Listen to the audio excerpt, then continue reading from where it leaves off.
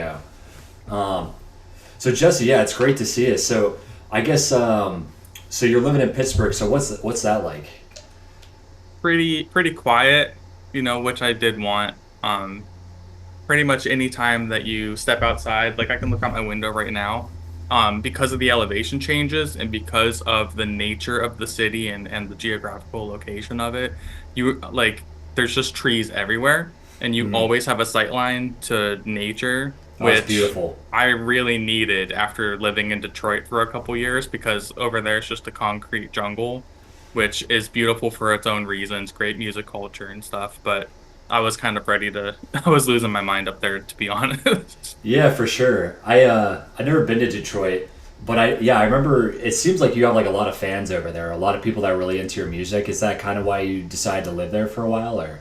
Yeah, it was kind of twofold. I was going up there a lot to play shows, and I had like a good community going up there, and I guess fans or at least listeners and such.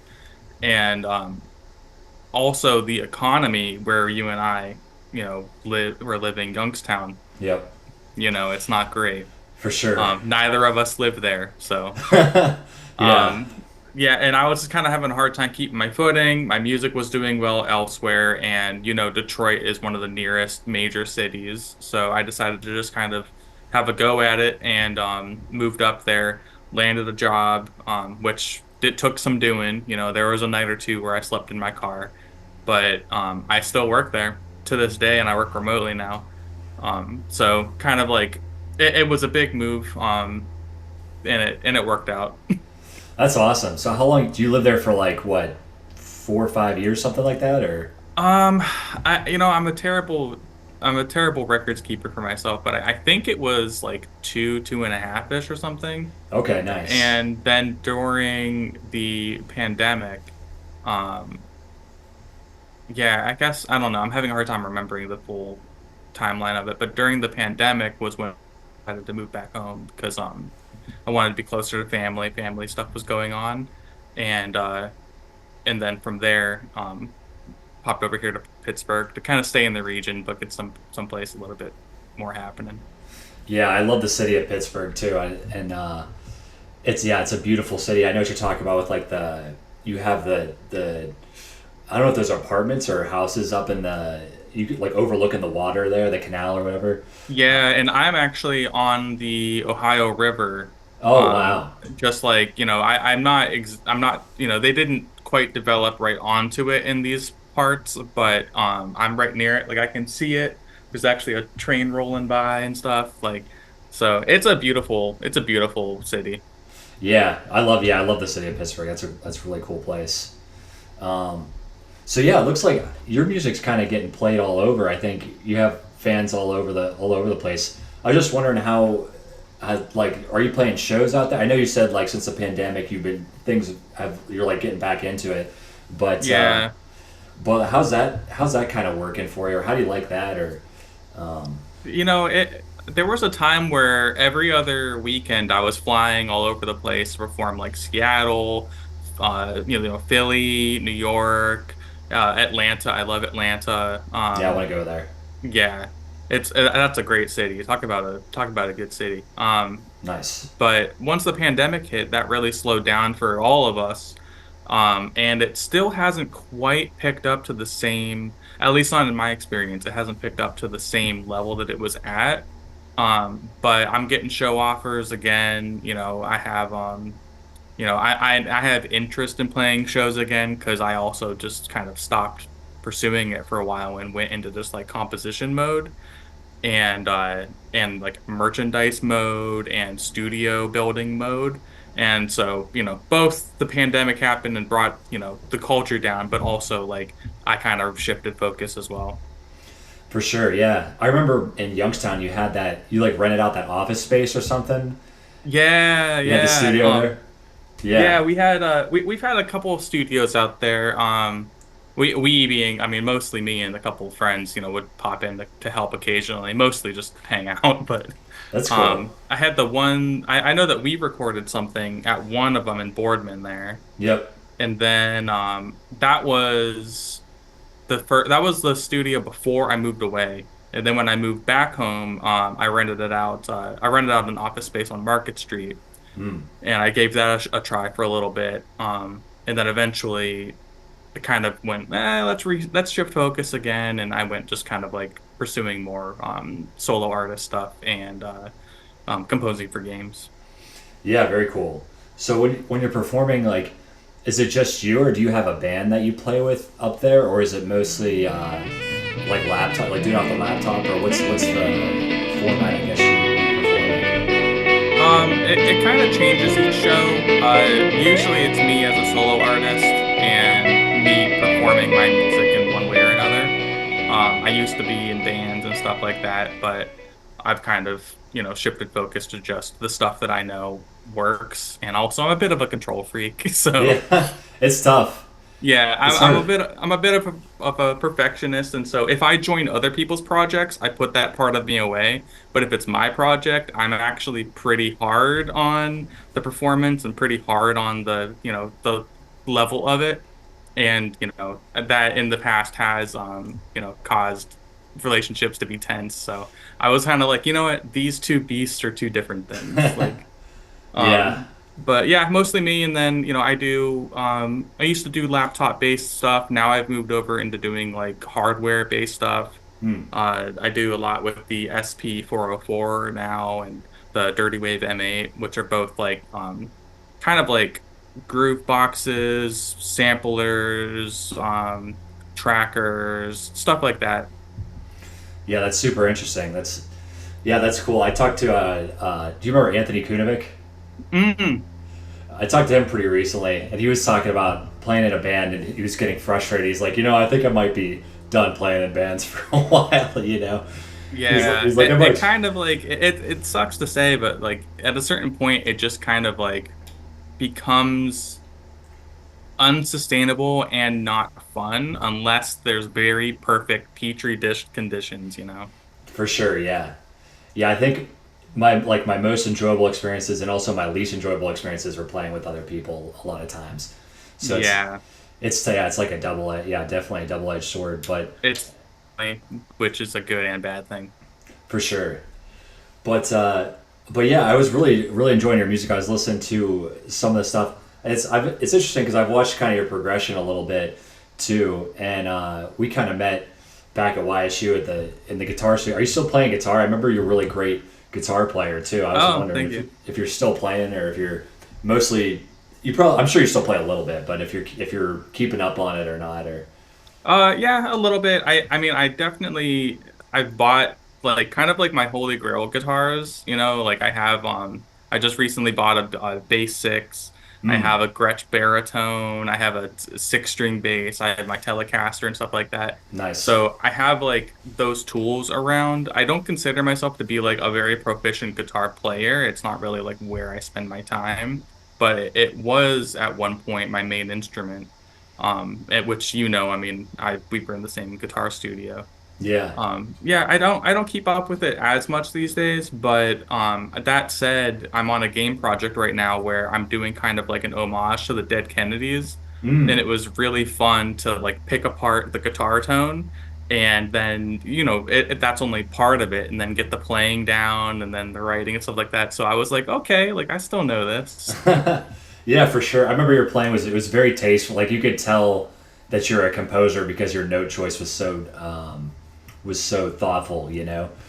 Yeah, Uh, I'm not very good with like licks and like thinking in like terms that like I'm not very good at thinking in linear terms, I guess, but I'm really good at thinking of like in vertical terms. Like I know the harmony and I know like what kind of vibe I'm trying to give, but then like, if I were to give somebody my charts, they would be able to tie all those things together in a way that I don't prioritize, I guess, in my practice.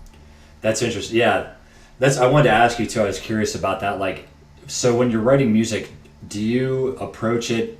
Do you have a method that you stick to with writing music, or do you kind of like you're talking about? You think vertically more. Do you like to? Because I notice if I'm writing music, I like to start with chords usually. Um, and I've tried to start with a melody. I've done that before, and I never am like as happy with how it turns out. I know that a lot of people say that's like a better way to do it. I was just curious if you have a method, or if you have like, if you do it the same way every time, or if what your thoughts are on that. It's I kind of try not to. I try not to get stuck with one for too long. And if I find myself kind of in a rut, I'll do things to like purposefully shake that up. Yeah. For a long time, my go-to was the getting the drums and percussion sound down, getting a groove, and then having like chords and the bass like lock into that.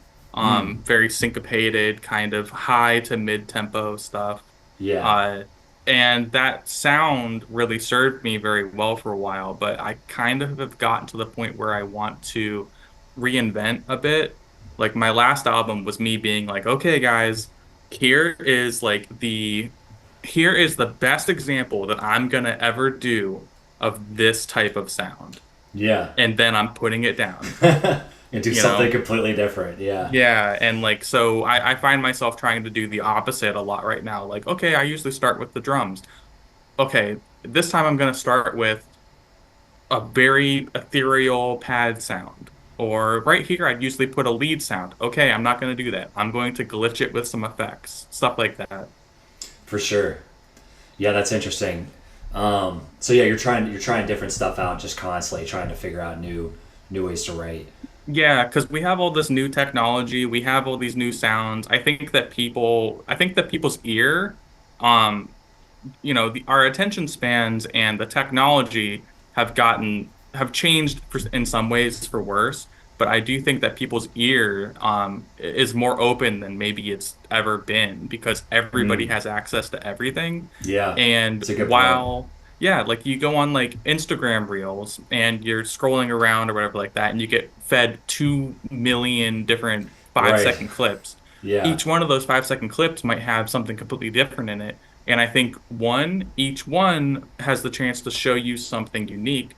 And I think two, the experience of all of that rapid fire information, in some ways, I kind of think people are getting like they're experiencing like the grindcore or the noise of content right now. It's hard to Uh, explain. Do you it's understand what I mean? yeah, for sure.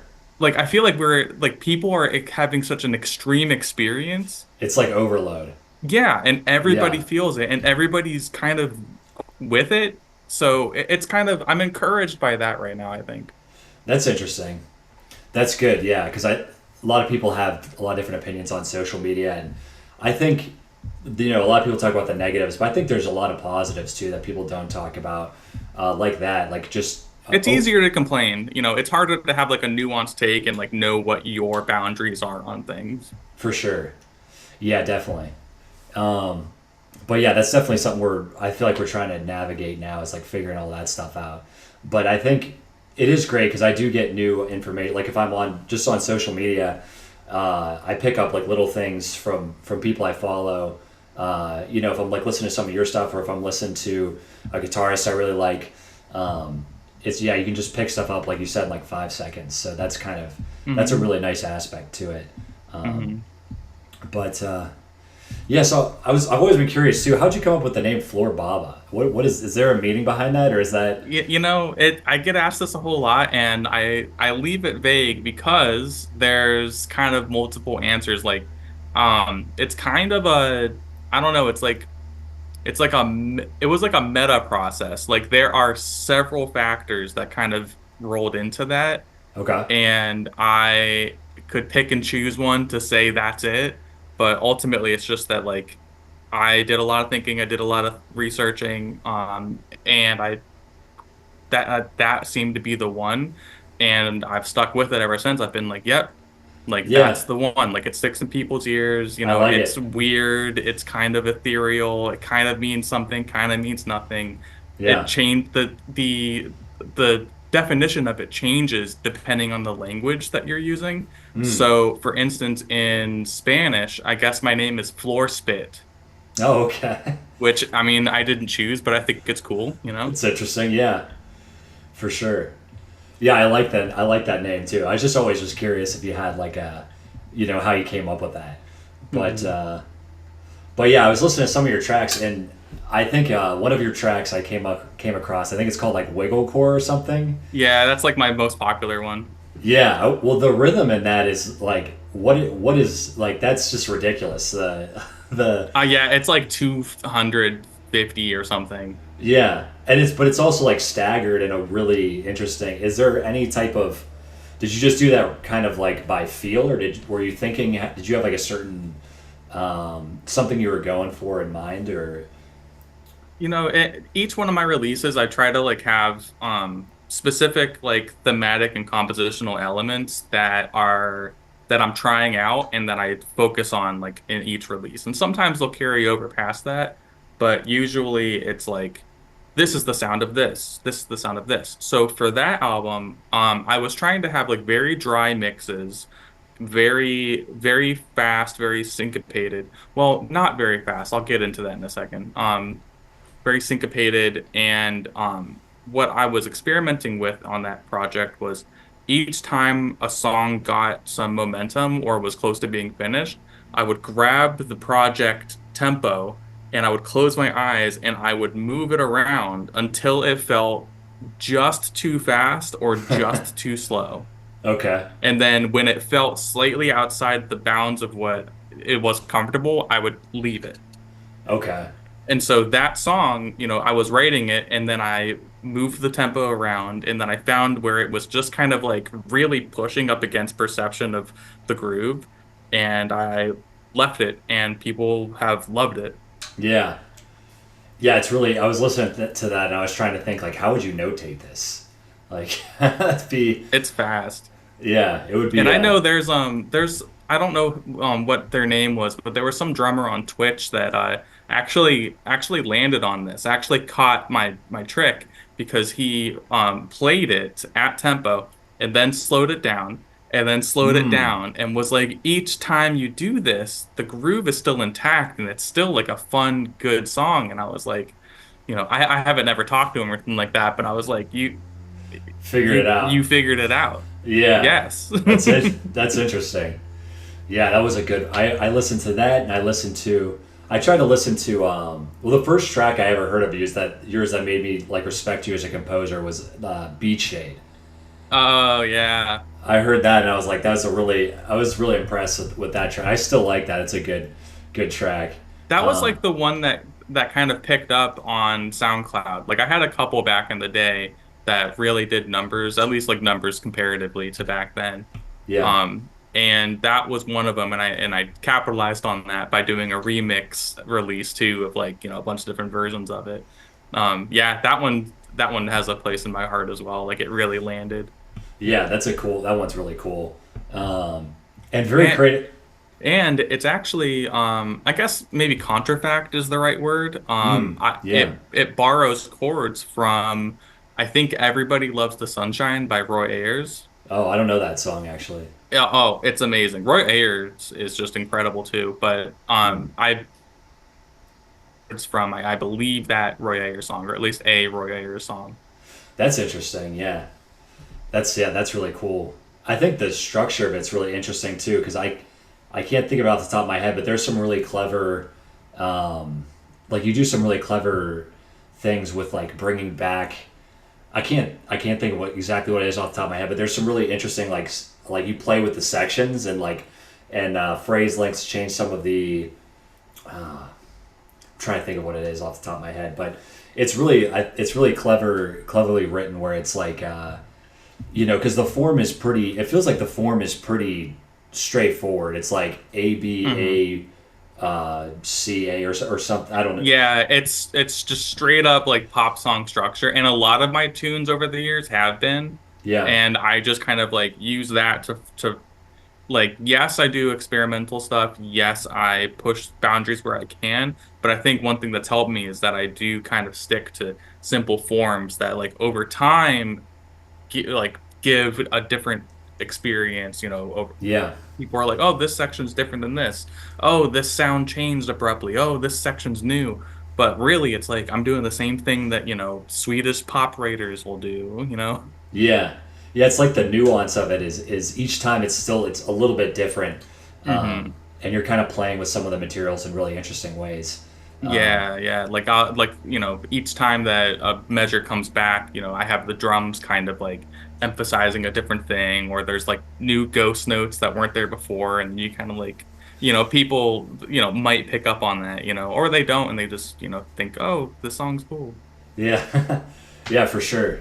So how long? So that's part of like a whole album, like the album Game Wave. That's about an hour and 10 minutes, I think I saw online or something. Yeah, it's like 20 tracks. How long did that take to finish? It was an interesting process for that one because a lot of those tracks started out as game pieces that I wrote like on commission, Hmm. but then those games would not come out or something like that, get stuck in development hell. Interesting. And I was not alone in my scene. I had lots of different people coming from the same background of like chiptune and video game stuff, internet music, and we were all kind of going these different ways. And then I saw, some of my peers were going this direction of like almost hitting the pop sphere. I mean, like, I don't know if you know who like Charlie XCX is. I don't, unfortunately. No. Okay. Well, she just released an album called Brat, and it's like Kamala Harris is posting about it and all this stuff. So it's big. Yeah. So that school of hyperpop and producers and stuff like that, some of people from my scene very early on started migrating towards that direction and working with those people very early in their career and stuff like that. Hmm. In specific, I'm talking about Maxo, one of my friends, Max Coburn, Okay. and I was like, they're doing it.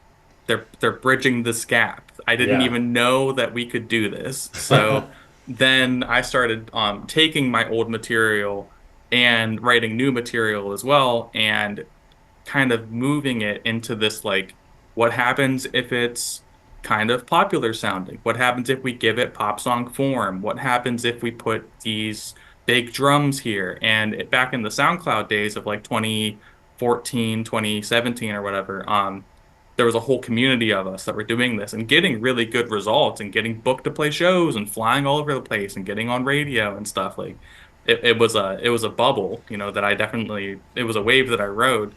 And that's kind of how that album came to be, was like, okay, let's take this other world that we were in and let's take these other internet aesthetics and stuff, and what's my spin on it? What can I bring to the table? What am I gonna do in this environment?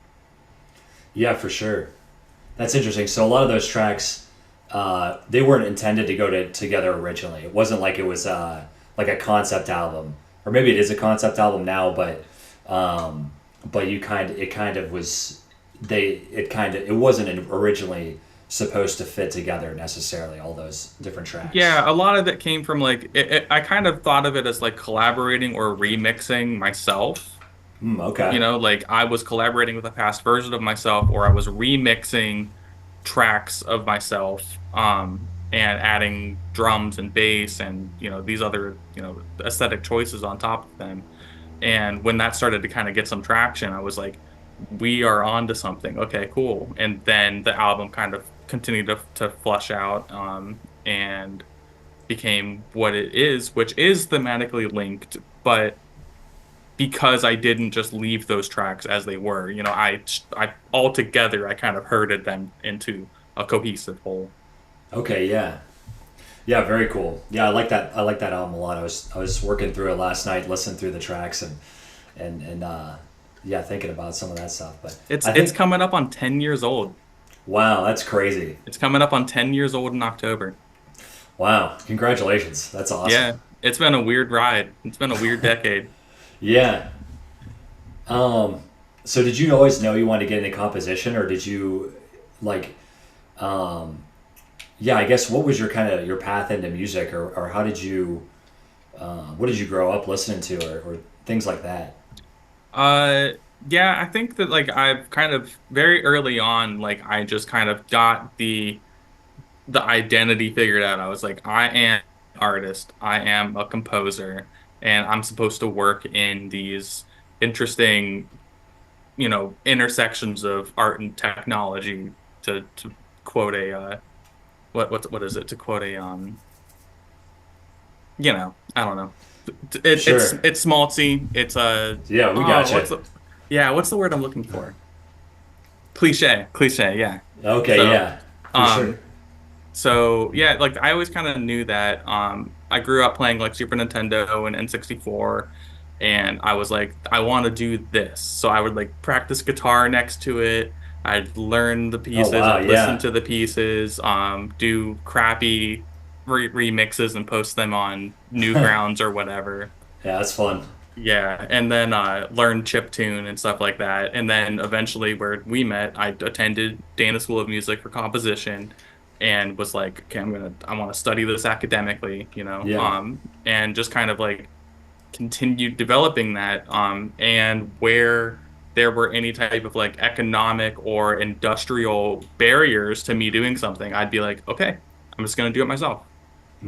Like I'll book my own shows. I'll um find my own studios to work with.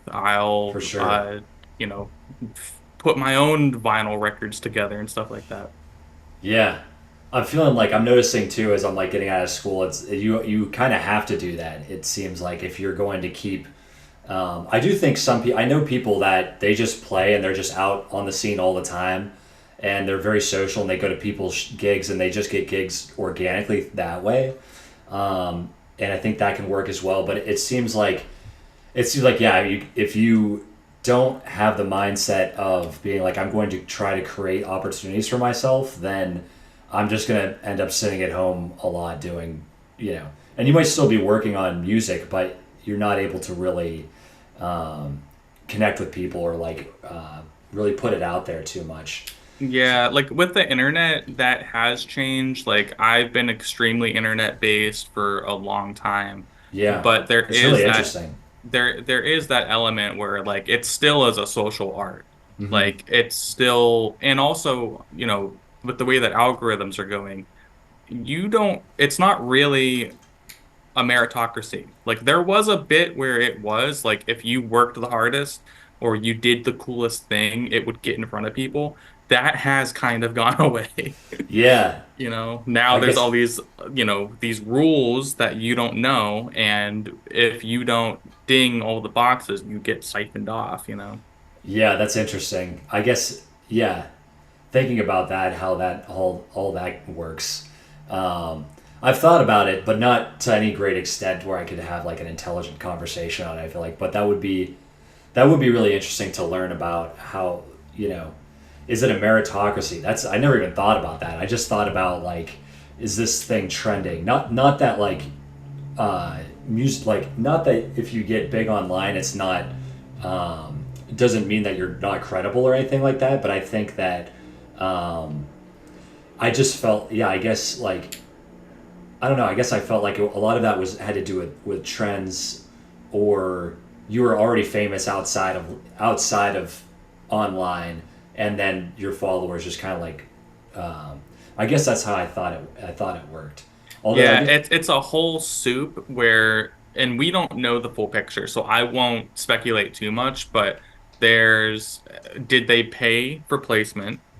right, Does the uh, platform actually boost small content creators or artists or right, comedians or whomever it is? sure, Um, you know, did this person do something that harmed their numbers? Have they been soft blocked?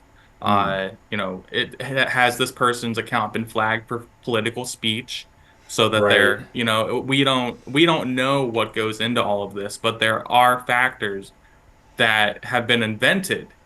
These have been things that are invented to get in the middle, and you're no longer bringing people to these social media platforms. You're having value extracted from you for the platform. Even if you build an audience, they're not going to see your stuff all the time because of all these other factors that are not in your control. And I think a lot of people are getting very burnt out by this arrangement and going back to small time stuff, or in person stuff, just kind of getting outside the matrix a bit. yeah, that's interesting. I wonder if like I don't think live music will ever go away, but it feels like we're living in this time now where it's almost like you almost have to. I mean, I think you can do one or the other, but I've been thinking about it. Like, is this going to overtake? How much of this is going to overtake live music? Like the online component, or how much of it will like complement it? Because I think it's a good thing. I think it's a positive thing. I love being able to just listen to music, like any music I want to. Um, Although we could talk about like royalties and artists' rights and all that stuff. That's another conversation. But Yeah. I don't like that part of it. But like I was talking to some of my students in my American music history class. I was just talking to them about there was a time where if you wanted to hear your favorite song, you either had to learn how to play that on like the violin or something, or Hmm. you had to try to hire musicians, or you could go to concerts. But even that was you might not be able to hear the song that you really. So if you really wanted to hear a song, the best way to be able to hear it reliably is just learn how to play it. And Yeah. now we just can like listen to it on an iPod, which is awesome. But I think that's led to some of the devaluing in music and the arts that we're seeing. And I think a lot of people don't, I don't think realize that because a lot of people don't even know that, you know? So, Yeah, it's something I think a lot about is when the radio was invented. Before that, shops, bars, etc., they needed a live band. right. So you had to pay musicians to physically be at your establishment That's true. performing today's music to provide them that entertainment. And Yeah. when the radio was invented and places started to install them and stuff, the musicians unions they had writings, they had protests, stuff like that. And we don't really remember that at the time that was a problem. And now we think back to like, or not, now we kind of wish that there was more of that around. More For sure. musicians could survive off their music. Maybe Yep. more of our day was unique because these social things were happening. And Yeah. we don't think about how, like, well, we actually used to have that. And then you think about today, what are things today where technology is progressing, but we're losing something social? And will in the future people miss something that's going on still? Like, I think about how in the future they continuously are trying to bring, like, you'll never have to go to the grocery store. You'll Right. never have to talk to a cashier. Right. All of these things will be automated. Well, where do those jobs go? And what if I want to talk to a person? Like, what if I Right. like seeing You somebody? can't. You're not allowed to anymore. Yeah, it's kind of weird. So there's all of these converging factors that don't only affect the arts that I think I probably think too much about. Like, No, it's interesting to think about though, because that's for sure. I've even noticed myself like I'm not as open to social interactions, just like with strangers or whatever, as I think I was before the pandemic. And I think, but some of that I think is because I don't think I get as positive responses from people just on a day to day basis, like just walking around. hmm I feel like I don't know if it's like I'm in a new city or if it's a location or if that's just things have just kind of changed. Because I remember, I mean, that's always like that. You always have people that they're doing their own things, and sometimes I'm out and about. Sometimes I don't feel like talking to people, um, but I feel like that maybe has changed a little bit, where people are less open to interactions with just strangers or than they were before the pandemic. Yeah, and I don't know about you, but like I feel like my social skills took a real big dip after the pandemic. Yeah, for Like I sure. used to be a social butterfly and I would go to parties all the time and make Yeah, new friends. And now, like, if I'm hanging out with people I've known for decades, there is still this like awkwardness around like the first like half hour. yeah, Like you come over and we talk and it's kind of like, how do we do this again? right. Like I've noticed that and I didn't used to have that. And I think at scale that's been happening. Yeah, for sure. I just had a conversation with my barber the other day, and we were talking about that stuff too. It's like people are not. Yeah, I think people are just not as open to it, and then as a result, everybody's social skills kind of declines because of that. And And everybody's stressed out and everybody's tired and everybody's burnt out and everybody has to work these jobs that we don't care about and we have to increase shareholder value for people who are demons, you know, like it's just Yeah, it's it's a weird time. It's hyper capitalist out here and we're it not is. getting a Yeah, whole lot of recharge. I'm not, I know. yeah, yeah. It's hard to even before this podcast. I was like, man, I'm tired, but Yeah, uh, same, but like we work to do these things. We work to like connect right. and to do our art and to and then but when it comes time to do that, we're so worn out because we've been working for 9 hours already. Exactly. It's like the fun part, I enjoy teaching and all of that, but like the some of the parts that I got into music for doing stuff like this or recording music, it's like it's hard because you have to do that with whatever energy and time you have left over after working, and Mm. sometimes that doesn't lead to like the best. Um, you're just tired, so the results not as good. Yeah. Um, And like I don't know about you, but I find that like the creative part of my brain, because like work doesn't necessarily challenge that. Like I have to think very hard during work hours and I'm juggling big things and stuff. I work in technology outside of doing music and art and stuff like that. Like I kind of have two careers at the same time, just kind of that's cool. seeing Yeah, like how do we finagle this? How do I maybe, yeah, leverage one for the other or whatever. But for sure. um I kind of find that like after hours I'm still in that like very logic brained mode where Yeah, I'm problem solving still, or I'm thinking about like something that's still on my plate, and then I'm not allowing all of the like ethereal, surreal, creative parts of me actually get their time.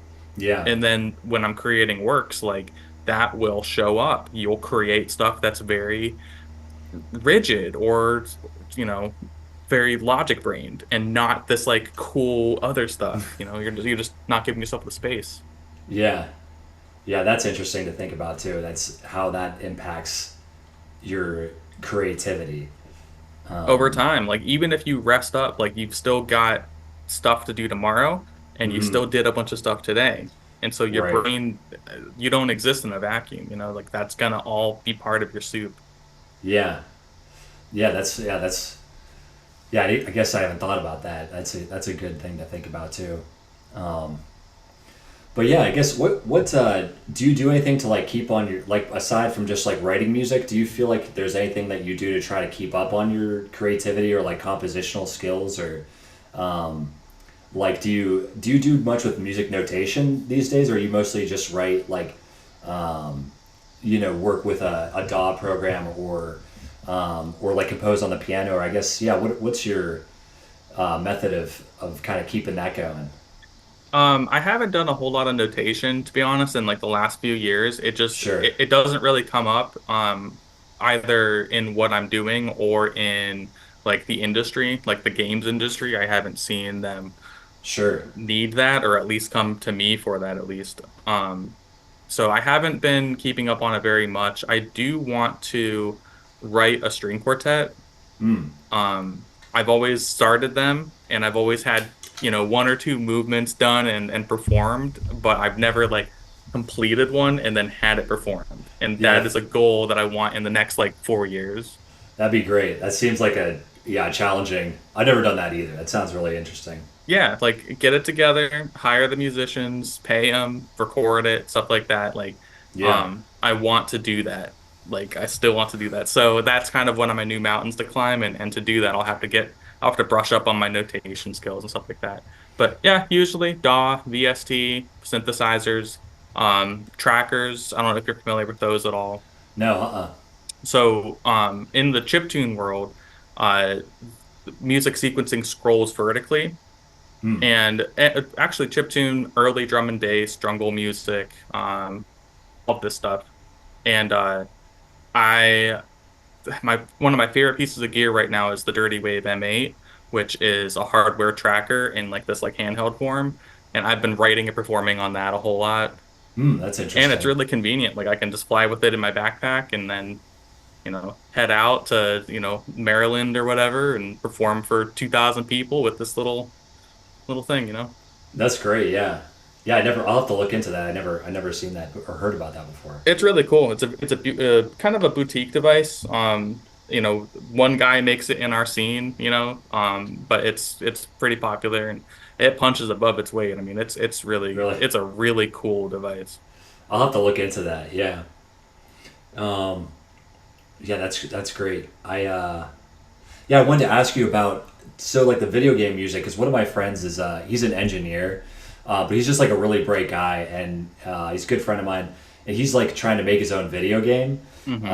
and he wants me to write music for it too, and so we like go back and forth a little bit, Cool.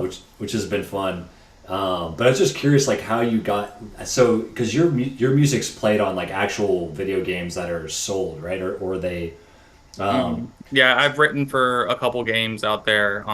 I'd like for it to be more, and I've yeah, written for more games than have actually released. It's just mm, kind of par for the course in this industry. But yeah. yeah, I mean, like I'm on Switch, I'm on Xbox, Steam. Yeah, yeah, that's awesome. So yeah, how do you get in touch with those people, or like, do you have friends that do that make video games and they ask you for music, or they find you online or something, or It's kind of a big mix. Like every project kind of comes my way a different way, but it kind of always comes back to I have proven that I can do the thing. Like they're not taking a chance on me. They right? listen to my music, they listen to the width and breadth of my music, and they know that I'm gonna be able to handle things that are thrown at me. And then also I have this record now of like actually being on titles that ship and get onto these different platforms and stuff. So it kind of happens a few different ways, but uh it kind of always comes back to like I'm an artist and I make good work. Yeah, Sometimes it's like a friend, recommends me to someone, or maybe this person is from the same scene as I am and they get a thing going and then they bring me onto it. Or maybe it's just that they're a mega fan and they reach out seeing if yeah, I'll join it. And then I'm like, yeah, let's talk, and then like it happens. So it kind of happens lots of different ways. yeah. That's awesome. I was looking up the guy that made the music for Mario Yeah. with my friend. Yeah. Oh, do you know his name? I can't think of his name off the top of my head. It's been different people by this time, but Oh, the okay. original was like Koji Kondo. Okay, yeah, and just reading about them a little bit, and yeah, just curious how you get to write for something like that. He's a Um, legend, and like I study his stuff. One of my yeah, favorite things to look into is his use of sample CDs. okay, Back in the day, like, and I have tons of these things too. Like he would use Romplers and he would use sample CDs. And then for the platforms he was writing on, which are like, Super Nintendo, N64 and stuff like that, he'd have to like then create his own small sample libraries out of these other resources. And then that was the sound of these things. So interesting. it's really cool to like, to this day, I'll still scroll through a sample CD and I'll be like, oh, there's the loop from Forest Temple Ocarina of Time, Oh wow, yeah, Like he does inventive stuff with it, but he also got that source material from other places. So yeah, it's really cool. My respect for him and other composers of the era only grows over time because I get more familiar with even what they used, and then like, cool, that's really cool, forward thinking. yeah, yeah. That's awesome. Um, who are some guys you look up to now? Are there or girls or anybody that's writing great music that you're kind of studying or just listening to like do you really admire or it doesn't have to be video game music either. But yeah, just curious what you're listening to these days. I what I'm listening to these days is a lot more like Japanese ambient. Like I Hmm. really like Takashi Kokobo and Okay. um uh the kind of like that school of things. As far as like composers that I really like and respect, it's going back into like the era that I grew up in. Um oh, I forget. I'm gonna butcher this name. Hirotaku Ando, Hirokazu Ando, but the Kirby 64 guys, I really like Hmm. Chip Tanaka. Chip Tanaka is a huge inspiration. He did a lot of things, but he was one of the primary composers on Earthbound Hmm. and also did like Dr. Mario, and he actually engineered the Game Boy's sound system. Interesting. Yeah, so he's a really interesting guy. And at 60, he released his first solo album ever. And it was totally banging. It was super cool work. So he's a big one. It's awesome. Jun Chikuma did the all those old Bomberman games, which had like Mm. abstract drum and bass and stuff. Okay. She's really cool. Um, Peter McConnell did the soundtrack to Psychonauts and Psychonauts 2 that just recently released, really forward-thinking stuff. Steve Kirk, his work on Voodoo Vince is actually really good, like really like New Orleans style jazz. Interesting. Yeah, there's tons more, but of course, Koji Kondo and Mm. um, Grant Kirkhope, all those guys. Yeah. Yeah, I see. I'm not in that world at all. I'd be curious to listen to some of that music. I've heard some really great video game music I admire. Yeah. Um, If you listen to Perfect Dark for the N64, it's this like industrial electronic metal, mhm. and it doesn't even it's a Super Nintendo or a N64. Like it Really? doesn't, and the restrictions of how they did that, it's just incredible. Yeah. If Yeah. you so as a guitar person, you'll like that Grant Kirkhope was, I think, gifted one of Van Halen's guitars like Oh early in his wow. life. Yeah, he was like a hair metal guy, and on that soundtrack, he rips like a sick guitar solo Really? on Eddie Van Halen's guitar, and it's an N64 That's wild. game, you know? Yeah. That's wild. Yeah. Yeah. I'll have to go back and listen to some. There's some really good soundtracks. I talk about that with my friends sometimes as well. Hmm. Curious about composing for music because there's the thing about like composing with for film is like I feel like if you're I mean I'm not totally sure what the process is like for composing for film, but I feel like if they already you see the film and then you write to it, you can write more to the story and you can write to what's happening in the story. But with Hmm. video games, how do you have is there a certain way you have to write for like if there's a dialogue or if there's like different options that a player can do or if you're like changing levels like there's all these things because the player has the freedom to kind of choose where they're what they're going to do is Yeah, that a, it's not just linear. It's like you have all these different options of things. yeah, do you have to write like that or do you just write your music and then they whoever you send it to they kind of make it fit the game. It kind of depends. It kind of changes per project, per studio, all of those things. Like that's kind of like the big answer that I'll give. It's just like it depends. Sure. If the project is something that utilizes a lot of like dynamic, audio systems, you might have a system that you basically write all these different cues Mm. and maybe have all these different layers, and then based on certain behaviors or conditions, those will be grabbed and performed. A really good example of this is what was it? I think Assassin's Creed Mm. uses this a lot, where Okay. the music will be like during calm moments, quiet, during big moments and fights, it'll come up, and then during, specific hits, it might emphasize something. Yeah. So, I think it was Skywalker Ranch, that and Peter McConnell who first built this system. I think it might be called Wise. Mm. I'm kind of blanking a little bit, but I think it was like originally made for like Star Wars games Okay. and then Huh. branched out into like a general thing. So there's that, and then there's also like, for instance, one project I was on, Vitamin Connection. They had me give them music and then a layer of the music that would turn on and off when the player's like moving or shooting.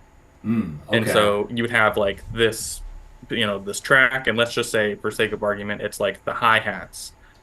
So the hi-hats only come in when you're moving. Huh. So stuff like that. And like the Yeah. game designer might be like, this improves the feel. So can you do this? And then you would be like, okay, cool. So part of your job is like kind of getting familiar with how the music's going to be implemented and Mm-hmm. sometimes implementing it yourself. And then it's kind of a collaborative process with people who might not even be like that artistically minded. Yeah. Yeah. I've always wondered that because I remember Dr. Riali at YSU. he was. I Well, think he was. which one? Oh, Mister. Okay. Yeah, he was really into video games, and he talked a lot about like Wagner's music, like the Ring Cycle, and how all the music fit with that. And I think there's a specific term that I can't think of right now. That's Like the leitmotif. not leitmotif, but what do they call it? Like aleatoric music, or no, aleatoric Mm. music's like music by chance, but the type of music that um, I forget what Like I happens in universe rather than outside universe. yeah, Yeah, I forget exactly, what it's yeah, called. It's like, is that like an H word? Yeah, I don't remember. yeah. But he was talking about that type of stuff, and then he was talking about video game music, I believe, if I remember correctly, and he was and trying to try to figure out how to navigate those problems, like those challenges, like the music changes. Like, yeah, I think he was talking about how the music fits what's happening in the story or what's happening in the game, and then how, like, based on, like we're just talking about now, like players' choices, the music can change, or, Hmm. I forget what the term for that is, but I always thought that was really interesting. And I've been talking to my friend about that, and I'm like, we're just doing it for fun. It's just like a fun project, you know. But I Hmm. was like, I have no idea how to get that going. But thankfully, Yeah. he's pretty slow with the making of the game, so it gives me Yeah, a I lot of mean, time. it can be But as simple or as complicated as you want. If you get into, if you, I encourage that you download and install like Unreal Engine or anything like that, because you can okay, actually get in and you can take a look at the audio systems that come with those platforms. hmm. And it's just like anything else, at least anything that has a visual language built into it. Node systems, conditions that can be set, thresholds that you can set, and stuff like that, and just the dynamics of the music you can build out to have these different systems of conditions. And sometimes a programmer's in charge of that, a game developer, or in some studios and situations it's you, like you design those systems as part of your compositional process. Yeah, yeah, that seems like a lot of work. That's Yeah, it is, and it's not all fun, but when you right. see it all together you're like, that's fun. Yeah, that is cool. Yeah, that would be really nice. Yeah, and I think I think I remembered it. The term for like the study of video game music, I think it's called like ludomusicology. Oh, interesting. Okay, Yeah, okay, like the academic study of game music. okay. Yeah, yeah, that's interesting. So what's next, man? Are you staying in Pittsburgh? You think long term, or what? Do you have any plans for the future, or anything music related, or it could be non music related too? But um, Yeah, I'm working on my next album. Working on some music videos. how many You know, albums do you have right now? um, ask me again some other time. I don't remember. Okay, It's somewhere. If we're talking about, oh, what was that? that was a sorry, my water bottle. Oh, okay, gotcha. It like dinged or whatever. Gotcha. In my headphones, it sounded like it was behind me. Oh wow, But yeah, I mean, working on my album, working on music videos, finding these like aesthetic thematic things, and then kind of like with Game Wave, like wrangling all these ideas into a certain direction. I'm big on that right now. Finally getting some headway for the first time, and like, it takes me like 2 to 3 years to like make an album, and I'm already past the 2 year mark, so we're getting there. nice. Um, so that's happening. Have some shows coming up, stuff like that. I'll probably hang around here because there's a lot of reasons that it works for me. I do think that I want to regain some of my like, some of my traveling and stuff like that. So that's coming up. Trying to get to LA soon and see some of my video game industry friends and such. Nice. Yeah, because it seems like I was looking online. It looks like you have a lot of content on there now at this point. Yeah, Um, I've been doing this a while. yeah, for sure. That's great. Um, yeah, any shows coming up like that you could think of off the top of your head that you like want to announce or like talk about or Yeah, I can't. They're still pretty early. I just got these two local gigs in my inbox. That should be pretty good. nice. Locally, there's not a huge uh market for what I'm doing, but I have been like connecting with other people who are interested in this stuff, and we're trying to, I think, get this moving. Yeah, I'm, but I'm in my mid 30s now, so some of these cats are younger than me, and I have to right. like be like, I want to. I'm I'm not gonna get. tired. Yeah, I'm not gonna get in the nitty gritty with them. It'd be weird if I went and I hung out with a lot of these kids, but Right. they're getting privy to what I'm up to, and they're trying to bring me on. They're like, "Oh, that's cool. I didn't know that you had this history, with what I like." And I'm like, "Yeah, and I'm just right here, so let me know." So Yeah. that's been happening, which is cool. Kind of getting my scene my scene elder status. Yeah. It's definitely different because you've like when you're younger, you're going out and you're staying out late and you're having having fun and now it's like yeah you play a gig and it's still fun to hang out with people after but it's yeah you're pretty it's you know Yeah, I'm things trying to just be like a beacon of what it looks like to stay creative as you get older.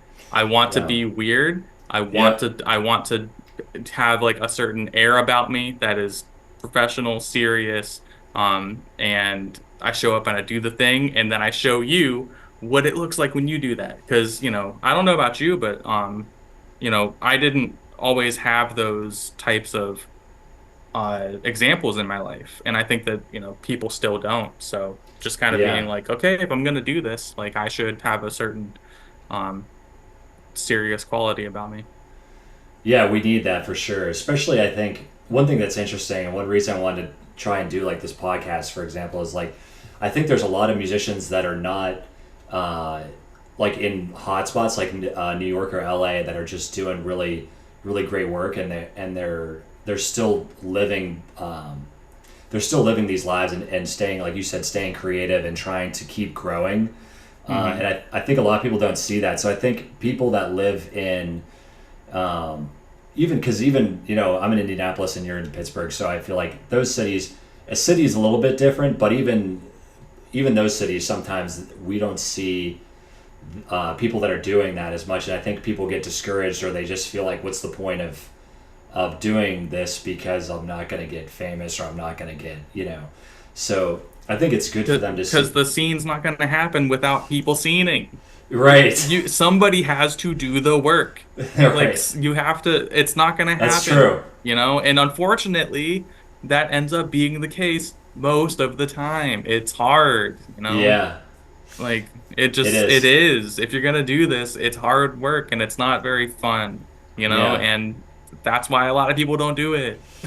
yeah yeah but it's I feel like it'd be nice to see like if you just go to some like middle of the country town that you've never heard about and nobody really talks about and there's just you go see a show and there's just like the like most killing musicians like just the like amazing concerts Hmm. like I would like to see that kind of stuff because I feel like um, yeah it would be nice to see that um, but yeah that's great so well Jesse thanks so much for coming on and um, I appreciate you and yeah anything else you want to talk about or do you have any anything you want to promote like anything that's you said you're working on an album is it I'm not sure how close if you have anything coming out like new releases or anything like that Yeah, like I released a couple singles recently, and then also I have my merch site, vinyls on there, t-shirts and stuff like that.